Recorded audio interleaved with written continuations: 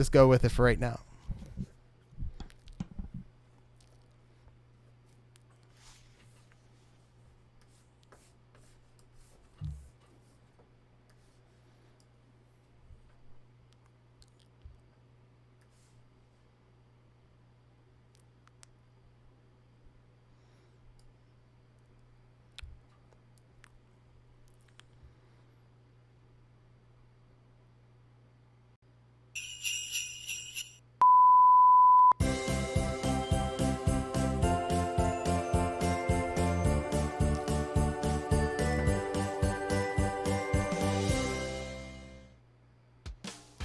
Well, hey, everybody. Welcome to Christmas Aficionados, the Christmas Summit podcast. The Christmas episode of a TV series is one of my favorite episodes to watch every year. Sitcoms love to have a special Christmas episode where they were different from the rest of the series, let's be honest. Shows like The Office, Everybody Loves Raymond, and Home Improvement all had great Christmas episodes every season. But can you believe that some television shows never had a Christmas episode? That's right. So tonight, we are going to explore 9 television shows that never featured the cast during the holidays. Do they hate Christmas? Possibly. I invited 2 special guests who brought 3 TV shows they want to discuss, speculate what the Christmas episode could have been, and why they didn't have one. So I love to bring on my special guests of all podcasts that I listen to. Both of these guys put a lot of work into putting out Christmas content all year long, and as someone who does the same, let me tell you, it's tough to get people to pay attention to Christmas in May. So let me introduce you guys one at a time. So, making his second appearance on my channel is the man, the myth, newly married, and the host of the Behind the Bells podcast, Christmas expert Robert Nicholas. His podcast takes a deep dive in the holiday classics and explores the impact they had on the season. Welcome back, Robert. You were the first ever guest I had, and we discussed the good parts of Santa Claus the movie. So the question is, can I still try and convince you that the McDonald's scene in all of its glory 80s goodness was a good part to that film? Well, I still consider it a dated portion. I don't know if I can necessarily defend it as a good moment. It is memorable, though. I will admit that. I said so the last time as well. Are you calling me old? Well, you said it, not me. I know. I am. So that's fine. So my next guest is Matt from the Christmas 365 podcast. Along with his co-host Dylan, the longtime friend, self-proclaimed nerd, discuss their favorite Christmas specials, movies, songs, albums, and just overall seasonal vibes. I originally invited Matt and Dylan to join, but sadly he could not join us tonight. And I think it's because of his opinion that Ben Affleck is the best Batman. I heard your episode of Batman Returns, and I can only imagine that every Generation X has canceled him. Matt, welcome to Christmas Summit podcast.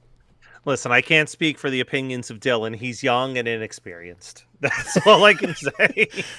Clearly, I mean, anybody that would say Michael Keaton is not the best Batman, he's lost.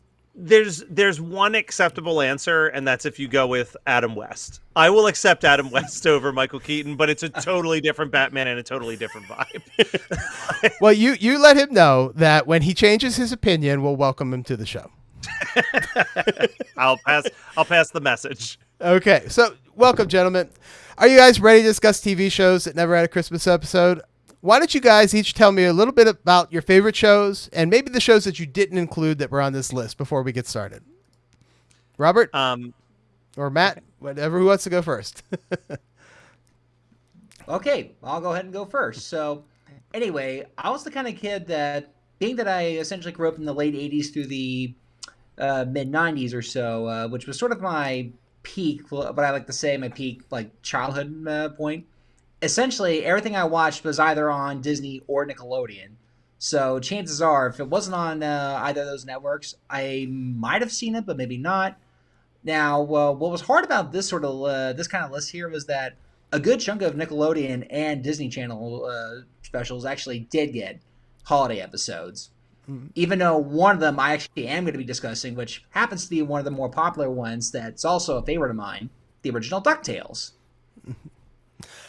That explains everything from your list. When I got it, I'm like, I don't think Robert ever watched anything but cartoons. I also have a cartoon on mine though. So yeah, no, well, no I shame mean, in that game. there's no shame in it. I just was one. It was like, okay, well.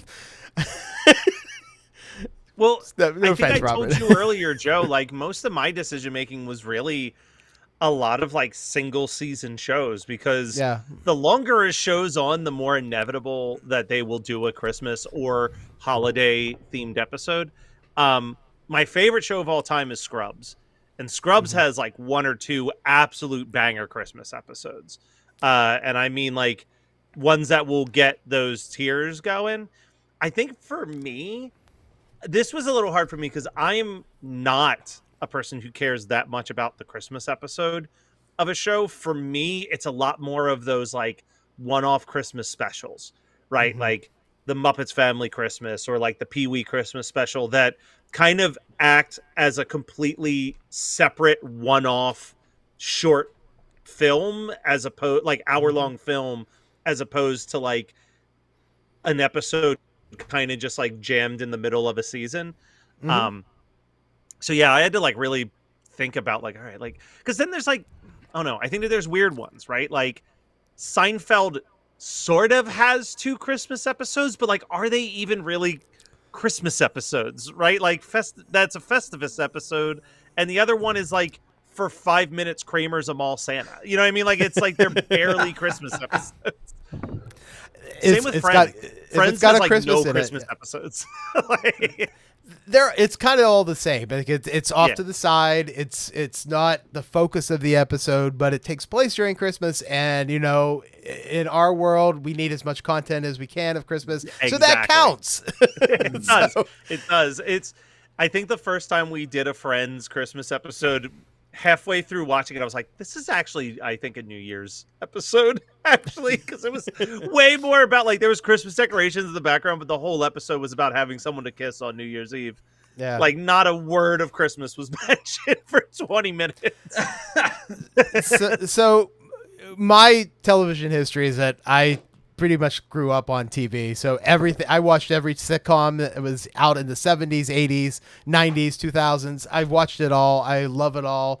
I watched the Christmas episodes. I taped the Christmas episodes. So for me, you know, the Christmas episode of a television show was always the greatest. And Yeah.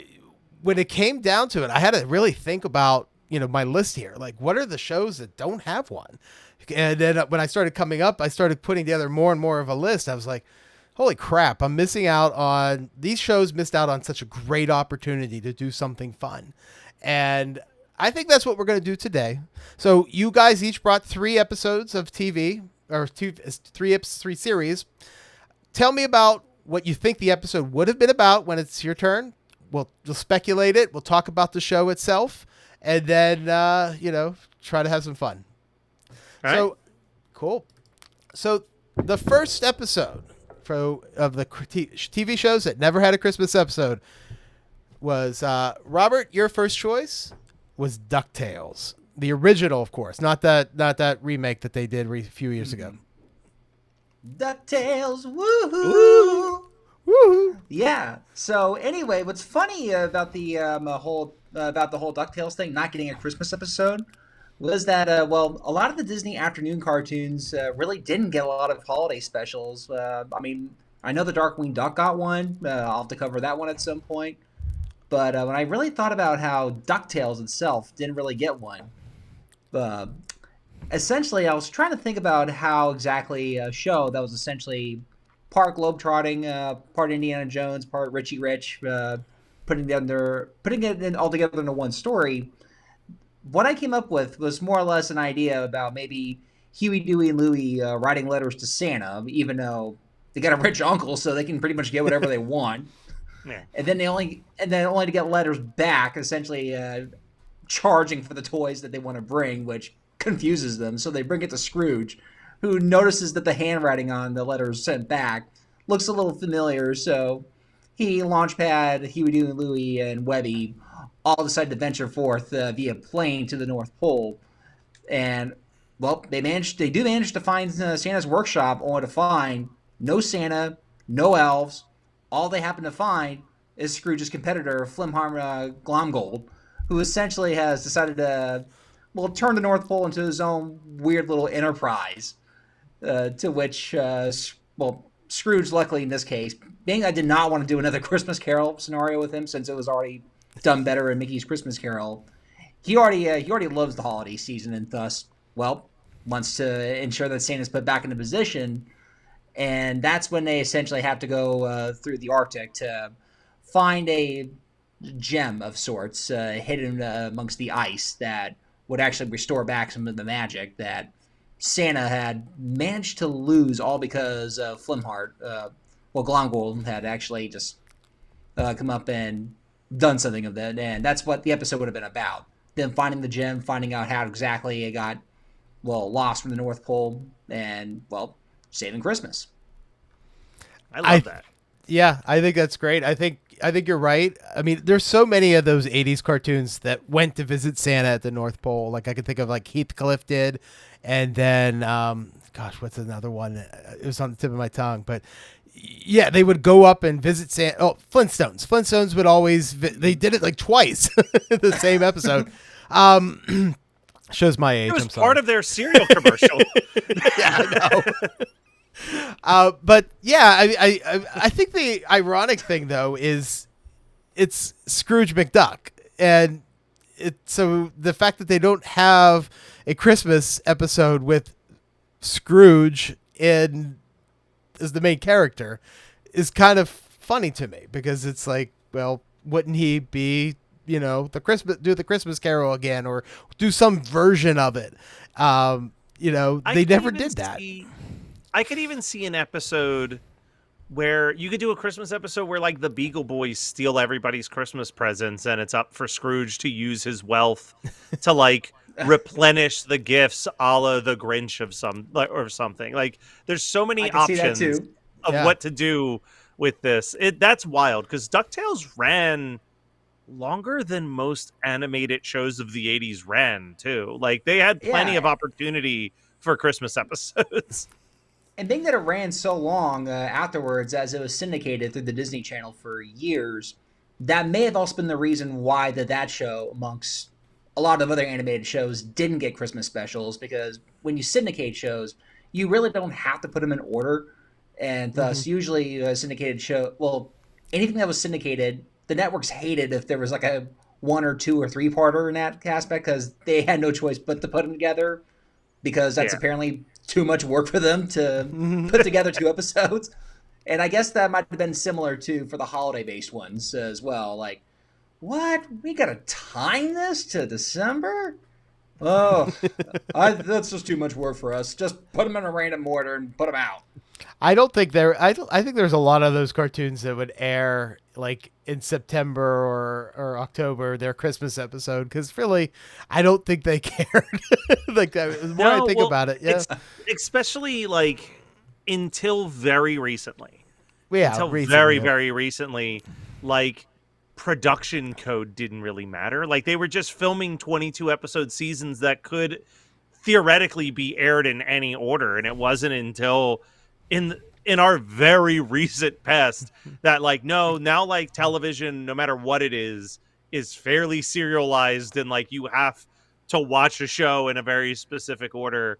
I think we're going to get to one of my shows sooner or later on in this, but like Disney produced another show that ran for 2 seasons that really you cannot watch it out of order as an animated show. It's too confusing and complicated otherwise, and that's very, very new to television, and especially for animation, for something to be like for that. A cartoon. Yeah.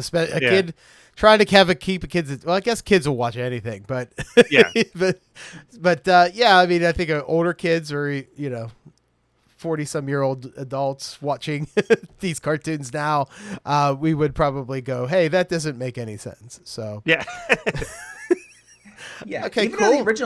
Even the original DuckTales, though, I will say it still holds up pretty well over these years, and it's still a fun watch. I when you guys sent me your episodes, I had to watch. This is one I had to rewatch. I hadn't watched DuckTales in a long time. I watched this when I was I guess I was a kid. Yeah, I was probably an older kid, but I did watch this, and I rewatched it just to kind of get a feel for it and stuff. And the episode I watched was great. I loved it. It was such a great show. And Yeah, I never watched the remake. Did you guys watch the remake? I actually Nice. okay, so this is very weird. Um, I haven't talked to him in years, but I was friends with the person who created the remake. Oh, He really? took me to my first Weird Al concert when I lived in LA very briefly. And that was like before anything. He was just a struggling writer in LA. But I haven't talked to him since he's become a success. So I think he doesn't care about me one way or the other. But it was pretty good. Like, I think that they got decent voice actors. It was obvious that they at least had some passion for the original show. Like, it wasn't like when you watch something like Riverdale where you're like, these people don't care about Archie comics at all. I think that there was at least a vibe of enjoying it, but it's, it's different. It's for a whole different generation of kids, ultimately, Yeah. is what it all comes down to. Oh, yeah. Yeah. Yeah, I mean, Cool. and I've actually seen a little bit of the new series, and it is pretty good. I think my only issue though is that I'm not necessarily a fan of the art style of it, which is definitely going for a more pulpy comic sort of vibe, which Yeah. to me comes off as a little too flat. Yeah. And honestly, I think that's definitely more of a personal taste thing, because I know that there are people who love the new DuckTales, and again, I just kind of wish that the new show would have a at least more fluid style of animation that the old show had, and then I think he might have actually had a show that would have surpassed the old show for me. Even though, as much as I do love Matt Smith, he's just not going to beat out the original one. Yeah. Yeah. Yeah. Cool. Alan Young. Well, so Matt, you chose Undeclared. A show that lasted about 11 episodes on its initial run on television.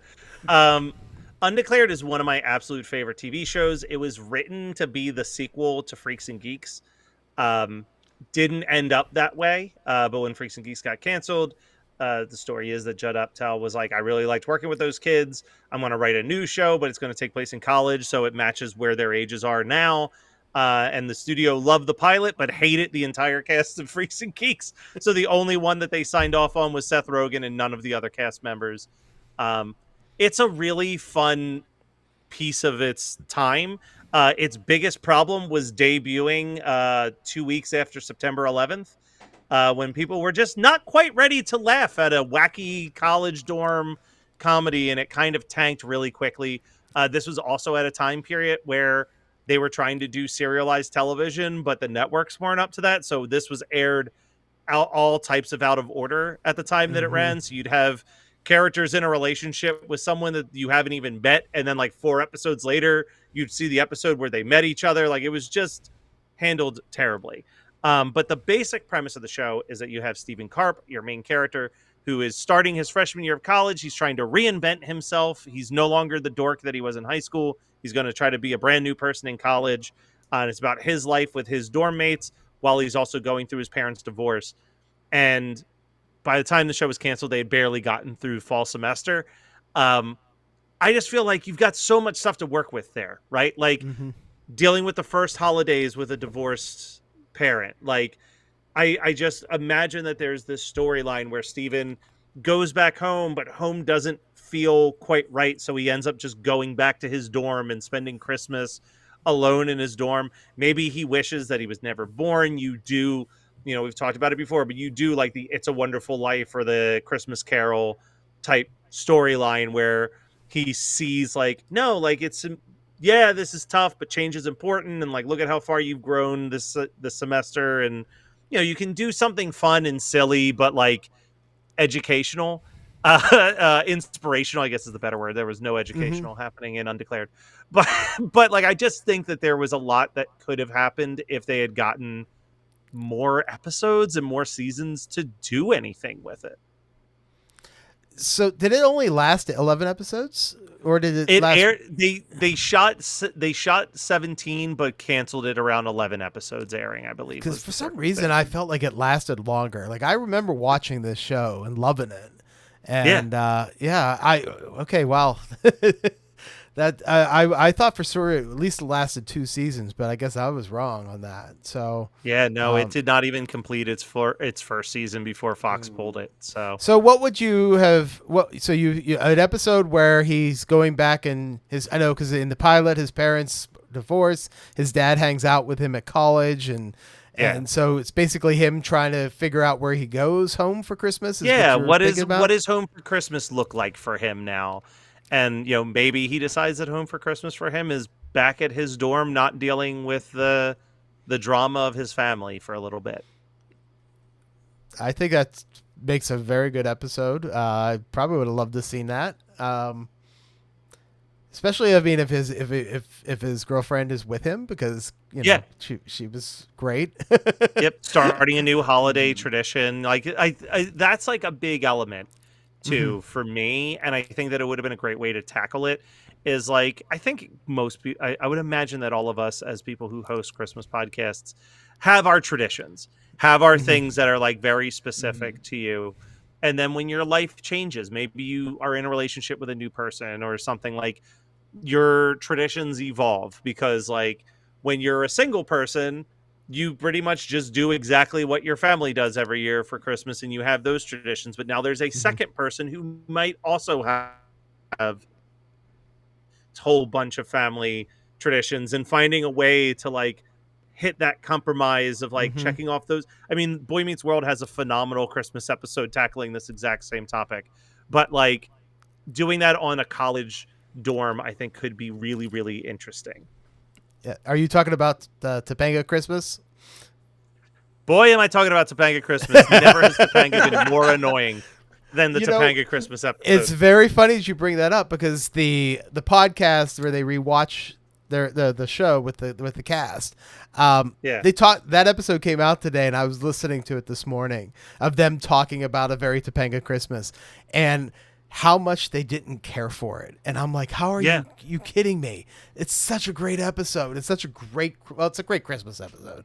I guess maybe it does a lot of character assassination to Topanga in that episode, because she is like that isn't any version of Topanga that you've seen up until that point or after that point. It was just like, what if Topanga is the most annoying Christmas person in the world that doesn't care about anyone else's traditions?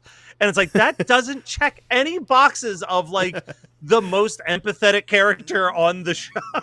That's fair. So, so we got a couple comments. I'm sorry, I forgot to turn the comments on my side here, but Christopher Pagura says, I like Batman. And Mr. Awesome says, an I Dream of Jeannie Christmas episode would have been good. That when I was doing some research trying to figure out, what other shows never had a Christmas episode, I Dream of Jeannie was like all over the internet. And I'm like, that's one show I didn't really follow all that much, but apparently people were upset they didn't have a Christmas episode. So, and I mean, again, probably having because never that watched show I got a Dream lot of of Jeannie, why wouldn't that not have a Christmas episode? Robert, what were you gonna say? Oh, I was going to say that even though a lot of the old sitcom shows did get a holiday special, I don't know why I Dream of Jeannie didn't.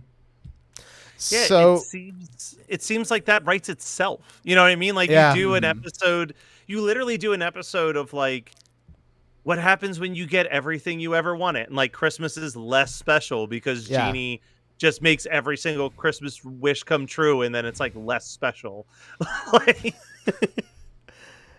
Okay, so my first choice is one of my favorite television shows of all time, Knight Rider. This was a show I grew up on. I watched this show religiously as a kid. I still, honestly, I'll admit it here. A couple of years ago, somebody was selling a replica of Kit. I went and looked at it because I almost wanted to buy it. My wife told me I was going through my midlife crisis. Needless to say, I didn't buy it. But one day I'm going to own it.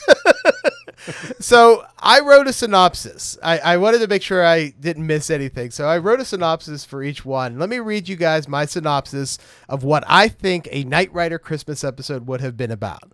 So Michael and Kit have to investigate a series of bank robberies dressed by men dressed as Santa Claus.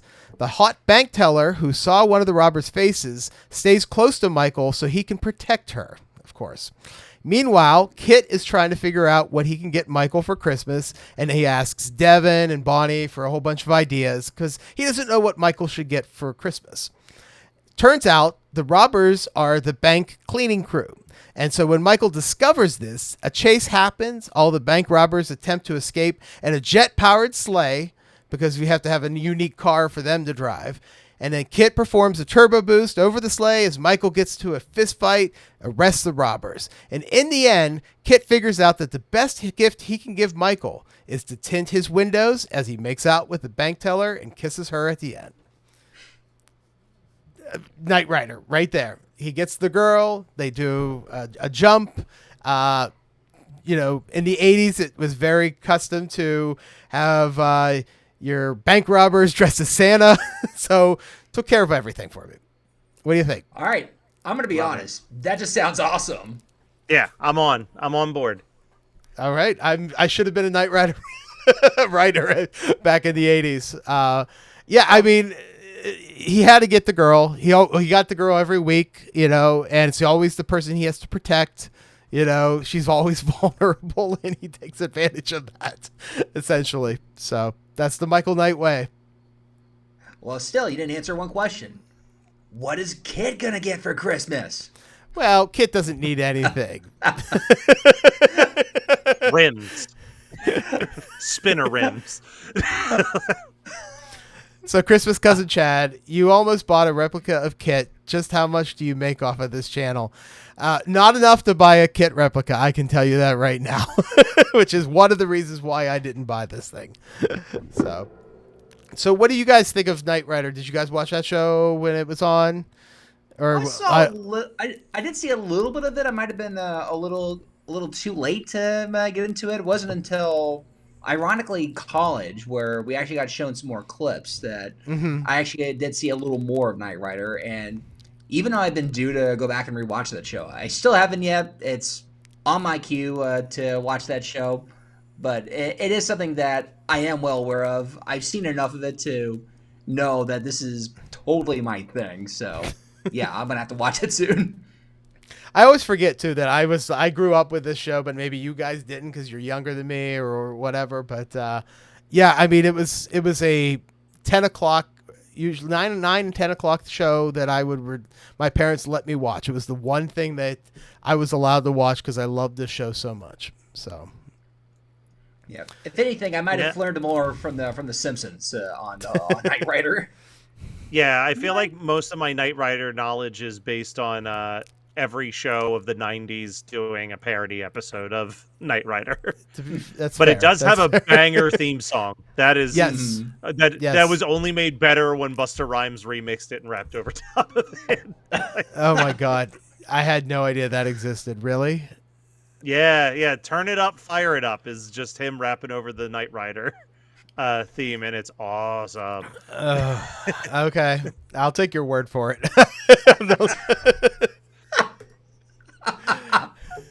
I don't know if I can handle that. All right, Robert, your next episode for Bill and Ted's Excellent Adventure, the cartoon series. Okay, so we actually have a non-Disney, non-Nickelodeon one that I did see because I love the original Bill and Ted's Excellent Adventure. It's still one of my favorite movies to this day. And the fact that the animated series actually did bring back Keanu Reeves, Alex Winter, and George Carlin really did showcase how much the original crew did want to be a part of this.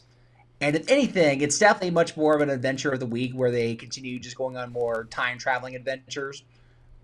Usually meeting a historical figure, not always, but it always had the guys traveling through time, and they were still just as airheaded as they were in the series. Like, there's an episode where they go back to England at around the 1600s to go catch an original play of Romeo and Juliet, but they accidentally try to pay with their own American cash, and they get thrown in jail, being accused of being crooks.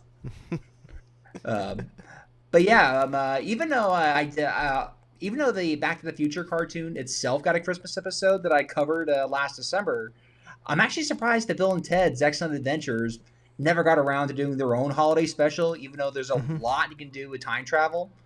So, and even though there is a Bill and Ted comic that does have them doing a Christmas story, that I'm doing a completely different one here. Where in my scenario, it would open up with Ted's dad and a whole bunch of other police officers getting ready to pull off their annual holiday policeman's banquet, and once again, Ted asks if the Wild Stallions can play, but the dad again says, no, no, no. And that's when Bill and Ted realize just how grumpy Ted's dad happens to be around Christmas. So they decide to time travel to back when he was a little kid or so, just to see his dad actually happy for once around the holidays. And, well, they try to make him feel better by kidnapping a howdy doody type figure and bring it back to the modern day, only to find out that their dad's actually now terrified of this guy. And, they decide to end up taking him back to do some more time traveling, and it's much more complicated than that. And that's when they realize that it really has to do more with the fact that Ted's grandparents, his father's parents may have died around that time, and that's where it kind of stems, and that's where they essentially get the understanding. Maybe they bring Ted's dad with him, and he starts to embrace the holidays more, and then by the end, they let the Wild Stallions play the policeman's banquet, no matter how terrible they are. That's kind of deep for a Bill and Ted cartoon. I don't know. I mean, I like it.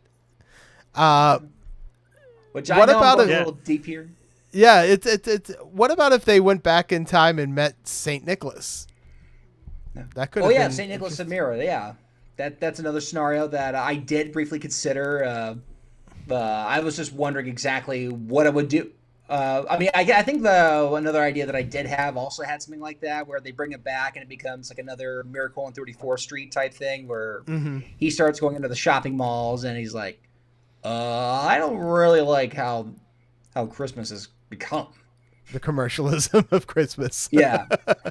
I was just a little worried that with bringing in St. Nicholas and Myra, that would get into the more religious side of Christmas. And I know that can be a bit of a no-no factor with shows back then.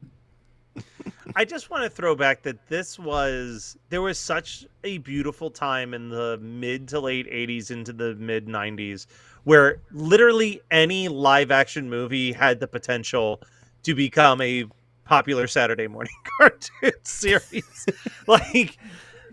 It's such a, like, Rambo had one. Yes. Like the Toxic Crusaders, which is based on like a basically NC-17 level horror comedy. Like, yeah, it was just a magical time in America. Don't forget RoboCop. You know, probably one of the worst movies for kids to see became a cartoon for them to enjoy. Or is it one of the best movies the kids could see?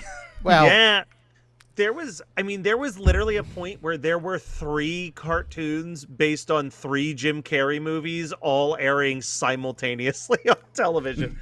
Like, it was a wild time. So this was actually, I don't think I ever watched this show. I watched this religiously on Saturday mornings as a kid. This and the Back to the Future cartoon series. See, I watched Back to the Future, but I don't know if I ever watched this one. And maybe I might have, and I was blocking it out. So when Robert suggested it, and he told me that the original cast voiced it, I was like, oh, well, all right, that's cool. So I went back and I watched a couple episodes, and it was fun. I really enjoyed it, and I'm kind of like, well, maybe I need to look into this a little bit more and watch some of the other episodes. I mean, the great thing is they're on YouTube, so they're easy to find. I don't know if they're all up there, but I did watch 1 or 2 episodes, and I mean, it was really cool to hear, you know, the original cast voice these characters. It was a little absurd cartoon story wise, but I mean, they went to hell in the second one, so I guess it's I don't really know if you could really say it's that absurd, I guess, if you think about it. So, but this was a good choice. I will warn you, though, that only the first season the original cast returns. For some reason, in season 2, everybody gets replaced, and there's also an animation downgrade. Well, listen, Alex Winter had a big career going on at that point in time. Yeah, he had to go make Freaked. Oh, one of the best movies of all time. Now he's just a very prolific documentary filmmaker. So good for him. Cool. All right, Matt, Gravity Falls. All right. So this was what I was implying earlier when I said, like, now you're getting these cartoons where you kind of have to watch Gravity Falls in order of its release. Because it is this, I mean, the the last 10 episodes are an extended to be continued serialized wrap up of the series. But for those of you who have never seen Gravity Falls tells the story of Dipper and Mabel, who go to visit their great uncle Stan at the Shriek Shack, and find out that basically every type of conspiracy and cryptozoological creature lives in this weird town of Gravity Falls, and they try to dive into the mystery of why that is the case. But it all takes place over a summer, so that's why we don't get a Christmas episode, although it is worth noting that they do have an episode called Summerween, where the town just has Halloween in the middle of the summer to cash in on candy sales. But I thought that, like, there's something you could do here. The main villain of the show is a character named Bill Cipher. He is a triangle. He's basically the Illuminati symbol with a top hat on, who controls all of the weirdness in Gravity Falls. He's the main villain. So my idea was that Dipper and Mabel are coming back to Gravity Falls for the holidays. Unfortunately, they are frozen out of the shack due to the door being frozen shut. So the assistant, Seuss, gets a blowtorch to try to melt the snow around the door and tells the kids to play in the snow in the meantime. While playing in the snow, they create a snowman. But unbeknownst to them, Bill Cipher's top hat is still in Gravity Falls. And when it lands on the head of the snowman, it brings the snowman to life, a la Frosty the Snowman logic, and starts creating all types of Jack Frost horror movie level mayhem with snow, things like firing, icicles at the kids and trying to get vengeance on the kids. And it's only when Seuss and his blowtorch show up that he is able to save the day by simply melting the snowman. I love it. What a great stupid way to kill the snowman. I actually love how you off him off just by simply melting him.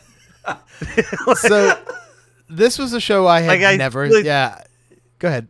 Like, put a line in there like, "No, fire, my only weakness." Like, something so dumb. So this is a show I had never seen. I actually watched the first episode today just so I can kind of get a sense of what it was. So I really don't know any of the characters, but judging from what I saw in the first episode, that feels about right. So yeah, I really the first episode where Mabel's dating what she thinks is a hot vampire guy and turns out to be just a bunch of gnomes stacked up on top of each other. And then and then like one of them's like, I don't even know who you are, like to the one on the foot or whatever. And I was just like, what is going on? I love it. I really did. I actually mentioned to my kid, I said, have you ever watched Gravity Falls? And she goes, yeah, I watch it. I've watched a few episodes. I love it. And I said, oh, She goes, well, you want to watch it with me? I'm like, yes, I do. And this is the perfect, right before Halloween is like the perfect season to dive into it. But it is really interesting in the sense of the creator of the show, Alex Hirsch. Like, they got 2 seasons and he was like, that's all I wanted. Like, he's like, I knew what the story was that I wanted to tell and I didn't want to stretch it out. I didn't want to like do that thing that shows do where they go 8 seasons and then you're like never satisfied with the ending because they've been like stretching it out too long. So it's like 40 episodes and it's such a quick watch. It flies by. It's great for kids, but it's filled with stuff that like the parents and adults will just adore watching. So I discovered it earlier this year and already watched it 3 times because it's just such an easy background show. Oh, especially now that like my girlfriend and her kids live here and they like it. It's just like perfect. Like, oh, you want something to watch? Let's just start Gravity Falls from the beginning again. Yeah, that's I actually awesome. do consider Gravity Falls one of the best series that Disney has ever put together. I mean, even though Alex Hirsch, of course, put it together. But what's funny is that even though this definitely goes on a slightly darker route, especially once we get to the Bill Cipher episodes, and I mean, even in the last episode when we had that final confrontation, and Bill Cipher just flat out tells the kids, "Maybe I'll just kill her for the fun of it." Yeah, and like it gets dark. Yeah. But yet it still remains consistently funny. And I mean, I've seen the whole series twice and I still find it hilarious. And yet it's actually something I can keep on as background because I feel myself a little too invested to just keep it on as a background thing. I actually have to watch it each time it's on. Yeah, if you've never seen it, it's definitely a high recommend from me to watch Gravity Falls. Well, I'm gonna have to start watching it now that my kid wants to watch it with me. It's something we can watch together, so I'm kind of curious about it. So I'll let you know. I'll let you guys know what I think after I watch the series. So Please do. All right. So I wanted to come up with one kid's show. This is Nickelodeon at its finest. This is the show that I watched religiously. The fact that we only got 2 seasons out of the show is still just sad. But it is by far the greatest Nickelodeon show ever made. That's my opinion. Now, this is me growing up in the 80s and 90s. So, Salute Your Shorts takes place during the summer. So, how do we make a Christmas episode? So, I wrote a synopsis. It's the Christmas in July celebration at Camp Anawana, and the campers are getting ready to participate in the Christmas Camp Olympics, a series of Christmas-themed activities. So, Ugg is trying to convince Donkey Lips he should play Santa, and he only believes that he's being asked because he's fat, because honestly, that's the reason, and of course, the show would tell us that. Meanwhile, Budnick is visited by 3 ghosts. Dina as the ghost of Christmas past, Zizi as the ghost of Christmas present, and Telly as the ghost of yet to come. And they will show him that if he doesn't change his ways on how he treats the other campers, that eventually he will get an awful waffle. All right. Before we even dive into how good this is, I have to tell you something that's going to kind of blow your mind. About 15 years ago, I used to book like local shows in the Philadelphia suburbs. Mm-hmm. And Michael Ray Bauer, who played Donkey Lips, came to one of our shows and gave my little brother an awful waffle in the middle of the show as like an intermission bit. So I now know how an awful waffle is performed, because I don't think they ever show it on screen. It's always like off screen. Yeah. So if you're ever curious, it's that you literally press a tennis racket hard enough against someone's chest that it leaves a waffle mark on it, and then you pour syrup on it. Yeah, I thought that was obvious. We got a comment here. Carly goes, salute your shorts. So there's obviously someone who watched Nickelodeon in the 90s. I also have a past with the Salute Your Shorts cast. I used to run a toy website with my college friends called MillionairePlayboy.com. And we used to do interviews with all sorts of celebrities that would respond back to us, just to have them. I did a 3-part series with Trevor Eister, who played Sponge Harris, and we had, it's a great you have to read it. This was back in the early 2000s before videos and stuff were online. But yeah, he gave me all sorts of information about the show, about what it was like to film, what he misses about it, all that kind of stuff. It was such a great thing. There was reunion shows that happened in California like a couple years ago that I so wanted to be at, but just didn't get there. It's one of my favorite shows. But what do you guys think of the Christmas episode? I mean, you have to have a Christmas Carol retelling at some point in one of these speculations that we're doing. I mean, I will say that your premise of giving Budnick his own Christmas Carol, it's very similar to the Camp Candy Christmas episode that was done that Jerry and I had covered, that also had a Christmas in July special, and one of the kids is going through that. Even though I do like the way it was done here, though, it definitely feels like it's just perfect that if you don't change your ways, you'll get an awful waffle, which is and that's totally the thing. Right. You can you imagine? He's like looking at the Christmas future, which of course is really just like next year. I don't know, and because he was treating them so badly, maybe the kids gang up on him and all hold him down, and they give him an awful waffle, and he has to go, and he's screaming, no, no, just like they do in all of the Christmas Carol retellings. And he's like, I want to live. And of course, you know, he plays nice to all of them. You know, maybe he sits on Donkey Lips's lap and doesn't insult him. It needed to happen. I love it. I love it so much. One of the things that makes me really sad, I'm not sure if you can see it, but behind me is just like a small portion of my physical DVD collection. And at one point they had put out like 2 seasons of Pete and Pete and 1 season of Clarissa Explains It All on DVD. And next that they were supposed to release was Salute Your Shorts on DVD. And then at the 0 hour, they just like cut it. They were just like, we're not going to put it out on DVD. Man, I wish that show was on DVD with some commentary tracks or something. Because you're right. It is one of the top tier Nickelodeon shows. And I do have to just show one other thing. The year I was UGG for Halloween. That's cool.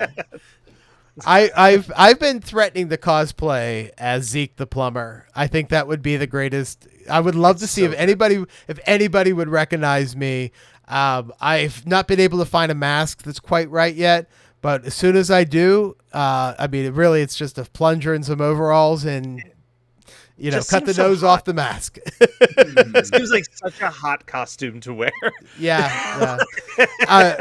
You know, my brothers and I used to watch this show, and I think my first time I ever watched a romance episode of something where I felt moved was when Budnick and Dina fall in love. You know, like that episode where they date. Like that was great. That was so great. And I know it's most people would be like, really, but you know that was probably like magic time of Nickelodeon.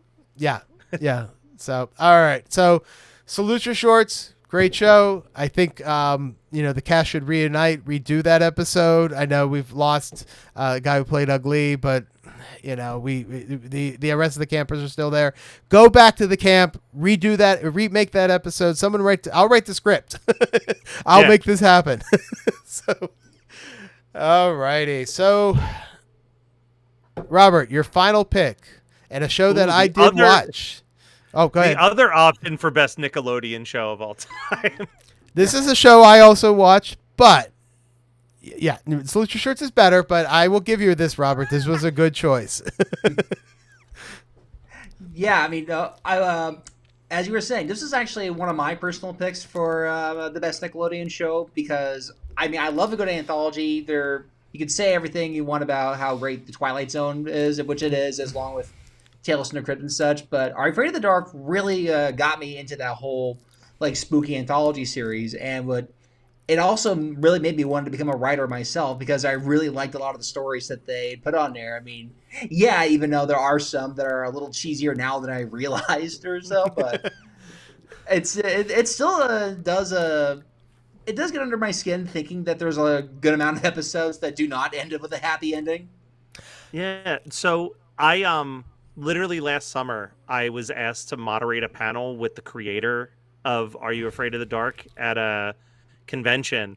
And I found out this factoid that I love sharing with people. He wrote every single episode of that show by himself because they didn't give him enough money for a writing staff. So he's like, they would essentially give me like $2,000 for a writing staff. So I would just have an open call every year for people to pitch me ideas, and I would give them like $150 for their idea. And then write the script myself for every single episode of the show. So, like, the fact that it's coming from this one guy's brain, I think, is why I like the show so much. Is it has that consistency that you don't get from so many other anthology shows. Because so many other anthology shows, it's like just a guest director and guest writer for that particular week. And, like, that's when you get, like, episodes that don't feel like it fits in with the other. Are You Afraid of the Dark is something super special in that way. And I cannot wait to hear how you do a Christmas episode of this because, again, shocking that there isn't one. Okay, so you ready to hear it? So yes, I'm ready. It's close to Christmas. The Midnight Society has gathered at a house to have a little party until they decide to dim the lights and place their chairs in front of the fireplace where I haven't decided which one was going to do it, but they start talking about how they grew up just worried about the possibility of Santa not coming into their house. but then brings up how there's actually more to that. So that's when they essentially grab the desk and pretty much say, uh, what was that line? Oh, sorry.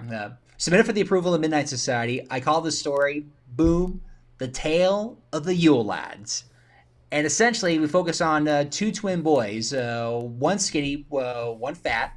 They both love pulling pranks. They're both troublemakers, even though they have an overactive imagination. They're just yearning to get out of the school. And then they pull a prank that ends up getting them in huge trouble. They get picked up by their mom, who had also just picked up their Icelandic grandmother, who essentially warns them that naughty little boys will not get a visit from Santa. They're going to get a visit from the Yule Lads. And that's when she starts telling them about how the Yule Lads are these little elvish men that come and cause trouble, and the worst offenders will get taken and eaten by their mother, a ghoulish woman named Grilla, which at first the kids are like intrigued, but they're like, oh, that's just something that they made up. So as they're essentially picking up a Christmas tree, they decide to pull yet another stunt on a neighbor of theirs that they do not like, and yet I guess that was the move that went too far, because as they both are in their rooms that later that night, they suddenly find that the everything is empty. The house is just completely empty except for those two. And there's like a raging snowstorm on the outside, and the power goes out, and they're a little on edge. And then they start hearing noises, and then all of a sudden, down the chimney comes 13 of the Yule Lads, which in my case would be played all by little people. So they would essentially be causing a lot of trouble, and if the kids are trying to use their pranks to get back at them, all Home Alone style, but they eventually get captured. They get hoisted outside, where they get led out to this like humongous like ogre of a lady, Grilla, who's essentially getting ready to prepare them for a Christmas stew, until the kids wake up, realizing it was all a nightmare, and it's like Christmas Eve, and they're ready to be good little boys, up until they suddenly see that their grandmother just has a weird specific look that's oddly similar to Grilla's, so there might be a family connection there, maybe not. So it was more of a just behave around the holidays, otherwise things may not be so nice later on.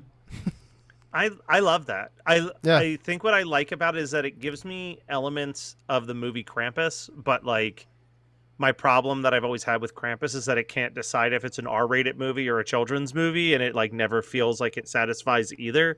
But knowing that this is going to be an Are You Afraid of the Dark episode, it would lean properly into that like kind of a little bit scarier than normal kids content that like can work really well, as we've seen if done properly. So like, oh, that sounds so cool. That's so cool. Yeah, no, it is. I did too. I think, with this show, which lends itself to a Christmas episode, because it could be about it. Each week was about something different, and it was not a set cast, and it was, other than the kids who would just tell the story each week, it was a different story every week, and it was like the fact that they didn't do a Christmas episode. And how long did this show last? It ran for like 10 seasons. Yeah, that's what I thought. Yeah, it was like a long time. So that's a lot of episodes. But I guess if you're only getting $2,000 to come up with ideas, someone just didn't come up with a Christmas idea for him. You know what, though? I'm looking at, I think a big portion of it, as I'm looking at it, only one season, as far as I can see, went past November. They really tried to slot that show as a summer into Halloween series. So that's probably the only reason this didn't happen, but even then you could still do a Christmas special, like a one-off. Like, yeah.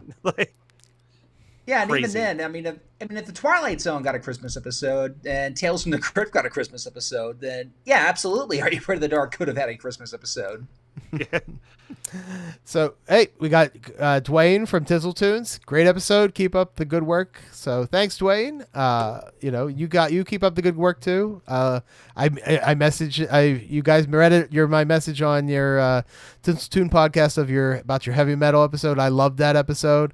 Do more metal on the Tinsel Tunes, but sounds like not everybody was on board with that, but I loved it. So, anyways, yeah, Afraid of Your Dark. I think it's a great choice. Great, leaves it open to do that. Why they didn't do that, maybe we can ask maybe we could message the creator and ask him, and maybe he just doesn't want.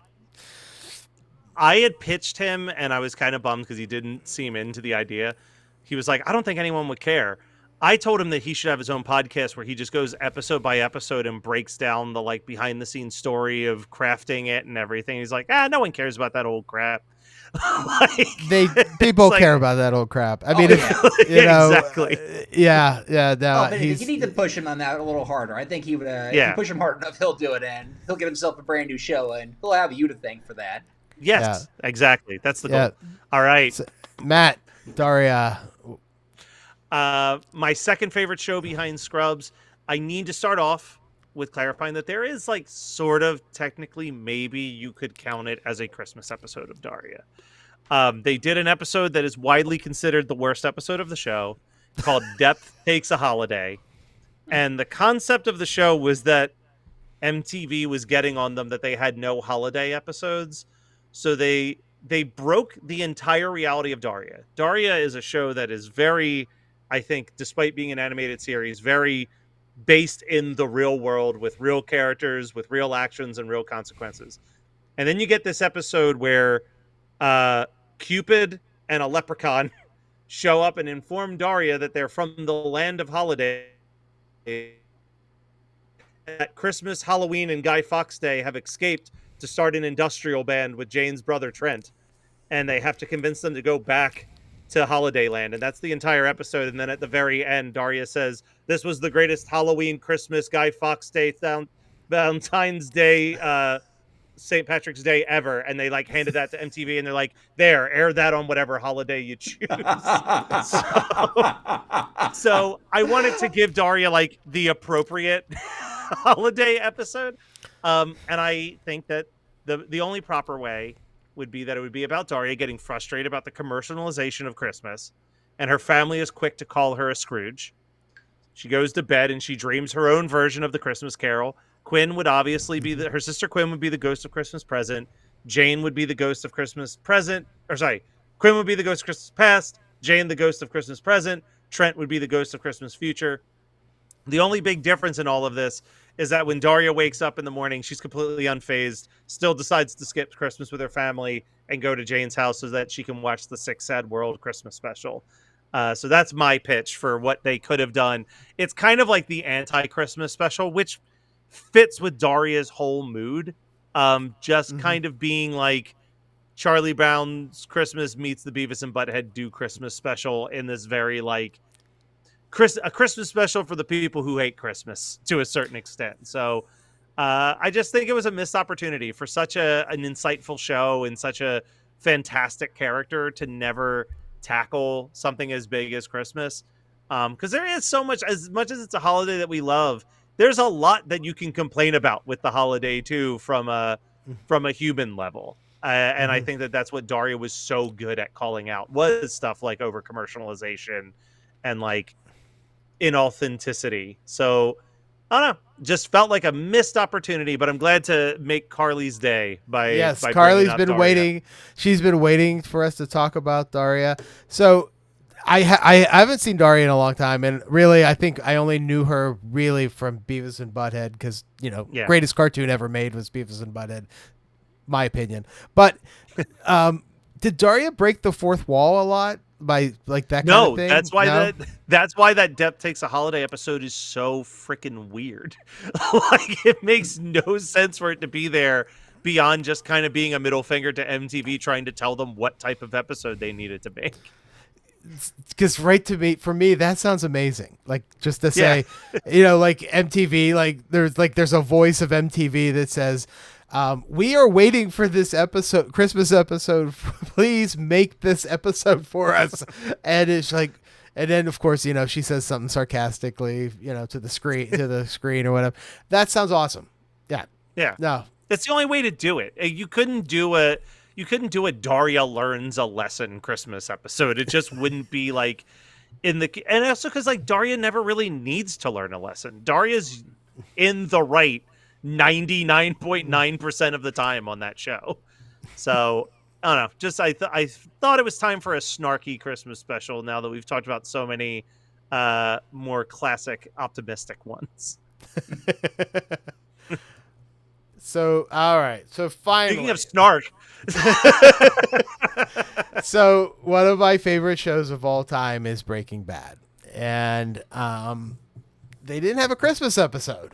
They really didn't have a lot of episodes, but the whole series takes place over the course of basically a year, maybe two. I think it's a year, and then when he breaks away, it's like his 55th birthday or something like that. I don't know if you guys watch Breaking Bad, but I love this show. I had to try to come up with a synopsis for this, so I was trying to figure out where this episode would lie, because there's like 6 seasons of Breaking Bad, or 5 seasons. And I think it's when they're working for Gus Fring. So at Christmas, Walter and Jesse are making them.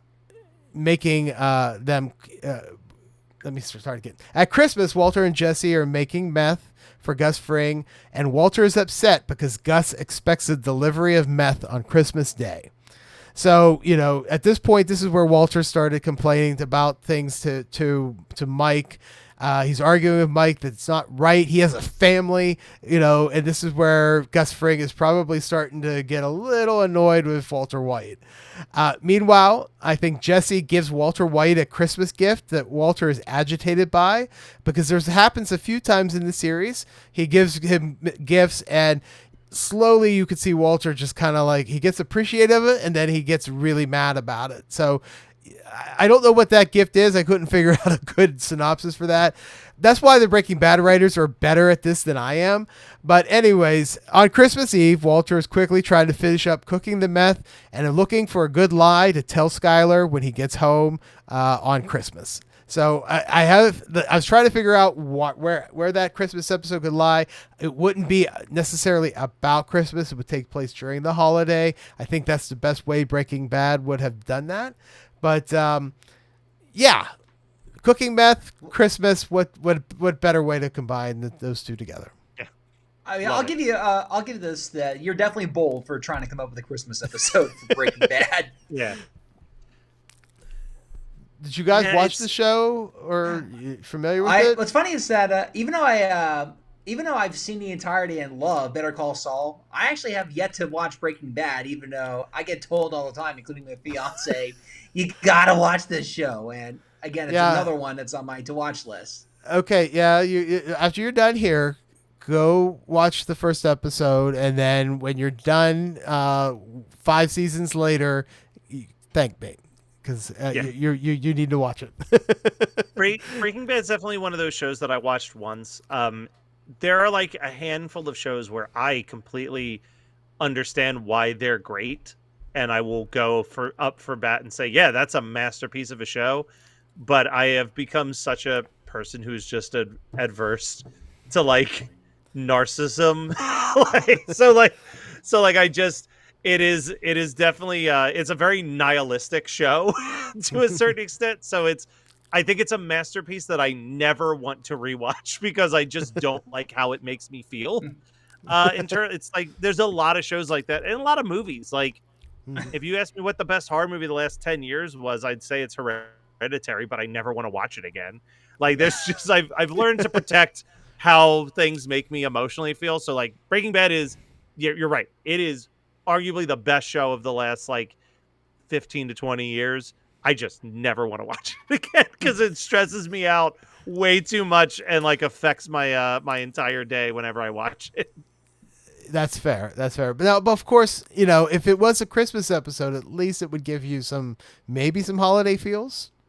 Let me ask a crazy question, because I've noticed that none of us, except for the very first one with DuckTales, would the real Santa Claus show up on the Breaking Bad Christmas special? No, I don't think so. I don't think so.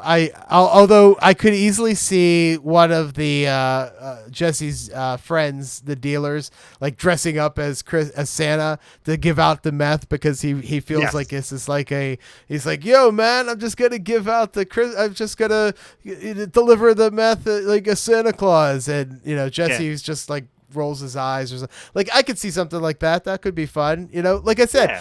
The Knight Rider one, the Salute Your Shorts synopsis, those two that I wrote, those came to me like that because I could easily come up with a scenario. But when I came up with Breaking Bad, I was like, this is a hard one. This is going to be a hard one, but I had to do it. I had to figure out a way to do it. And I figure that, the thing with Walter White complaining to Gus Fring all the time about how he has to do this or has to do that, and he can't do this because of his family and stuff. It just lent itself to that.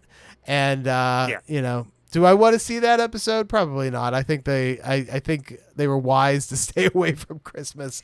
But it was, I thought I would take it on as a challenge. Let me ask one other question. Would you, in your vision, right? Because I feel like 99% of the Breaking Bad episodes end on a real like, oh no, more bad things are going to happen kind of note, right? Like that's how they keep you hooked. Because it's a Christmas episode, do you like break that for this particular episode and not like end on a happy note, but at least kind of end on as neutral of a note as a Breaking Bad episode could end on? I think I would have given that to Walter because even though he's an awful human being, I think in my episode he would have gotten home in time. He wouldn't had to lie to Skylar. Skylar is in a good mood for the holidays because it's their daughter's first Christmas. So maybe he's at peace a little bit. He finished his meth cook in time, and he didn't have to lie to her. So that could have been a good way to handle that. Though would that have been? Would that still be a little too off tone, or do you think it still would have worked out just fine? It's probably. I'm sure if a writer of Breaking Bad heard me talking about this, they said that's an awful way to do that or whatever. I mean, these. I am not. Maybe I could have written for a Nickelodeon show or an NBC show as crazy as Knight Rider, but I actually wouldn't have been able to write it. I just come up with ideas. Give me $150. Here's my idea. Yeah, exactly.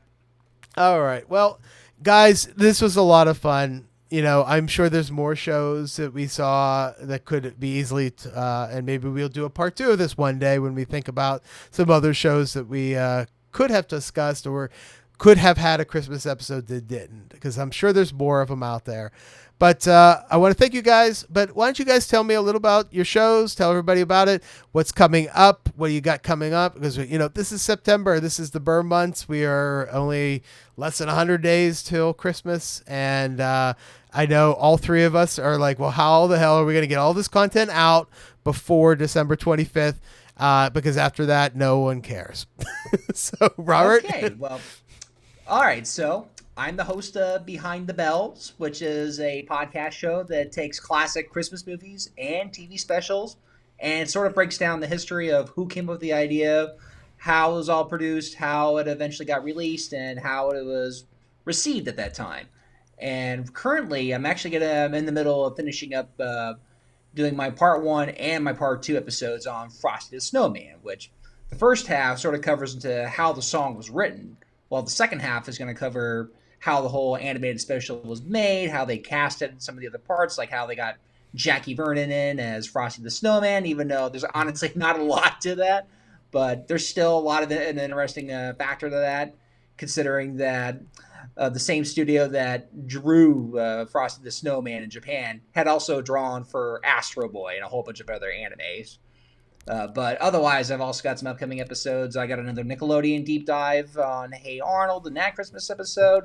I'm doing another couple of Almost Christmas beforehand, and then I've got at least another 2-parter that I'm hoping I'm going to get out in time for December, because I tend to have gaps because of all the research I do beforehand. But again, I usually like to make them as in-depth retrospectives as I can. So if you want to listen to Behind the Bells, you can find me on Apple Podcasts. You can find me on Spotify. You can find me on Google Podcasts that hasn't been shut down yet. Or if all else fails, you can also find all my material on YouTube. Awesome. Cool. Matt? Christmas 365. It's me and my buddy Dylan. We try to talk about Christmas all year round, every week. We get sidetracked a lot, and there's sometimes episodes where we're just like reviewing a new movie that came out under the guise of like, also there was this Christmas special tied to that movie like 20 years ago that we watched. We're gearing up for the holidays. Obviously, we've got a lot of cool stuff coming up. I'm very excited that we're talking about what I think is the best Simpsons Christmas special, which is Marge Be Not Proud, where Bart gets caught shoplifting. I'm really excited to tackle that particular episode. But the big thing I want to talk about is actually a thing I do every single December.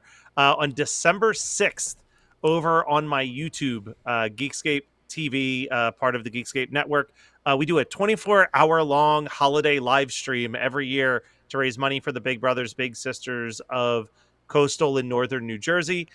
So feel free to tune in. Just get 24 hours of live music, sketch comedy, game shows, live podcasting, all of that stuff. Christmas 365 will be hosting a debate over if Die Hard is a Christmas movie or a movie that takes place at Christmas. So stay tuned for that. We're going to have some music trivia. We're going to have the Weird Al podcast is going to be debuting a game that we've discovered, a Weird Al Yankovic text-based RPG that one of our friends wrote when he was in elementary school in the 80s. And we're going to do a live playthrough of it because we were able to get it emulated into a way that we play. Just a bunch of fun, crazy stuff all day long. So come check it out, have some fun, support the Big Brothers Big Sisters organization, and check out Christmas 365 on any podcasting app. Awesome. Well, and you guys just hit 200 episodes. So yes, I guess I should have mentioned that. Yeah, this past week was 200 episodes. Awesome. We did our top 12 days of Christmas countdown. Cool. And Robert, yeah, I've been waiting for your next episode. So Frosty the Snowman, I'm glad to hear that that's what it is. I can't wait to hear it. I've got a couple things in the fire here, obviously. Check out my latest video was the Home Alone 2 locations. I went to New York. I filmed all the locations. That was a lot of fun. Check out my Year in Christmas series. I just released 1985 last month. 84 is in the works right now. And so all those people watching the 85 one, 84 is coming. It just takes a long time to put together. And then I have a couple other things in the fire for Christmas. I don't want to announce everything because if I don't get to it and then, people are like, well, where is this at? But one of the episodes that I'm working on is I have a series called How Somebody Celebrates Christmas. I choose a pop culture character and I run through all the episodes of TV or the movies or something of these characters. I did the Harry Potter one. Now I am doing Gilmore Girls, how the Gilmore Girls almost celebrate Christmas, because after I got started on this episode, I realized they really don't have a lot of Christmas episodes. But they almost infamously have zero. Yeah. But they do. There is elements of all of them. There's a little bit of each one. Seasons are more important in Gilmore Girls than the holidays really are. We're all gonna count that. So that's gonna be coming up very soon. So thanks you guys for joining me. Be sure to check out their channels. Be sure to listen to them, download them, subscribe, as well as mine. If you're watching this without being a subscriber, that would be amazing if you would. And of course, this will also, audio version of this will be online and the Christmas Summit podcast. Anywhere you can find a podcast, I'm sure you'll be able to find it as well. So if you want to re-listen to us talk about all these shows, you can do that as well.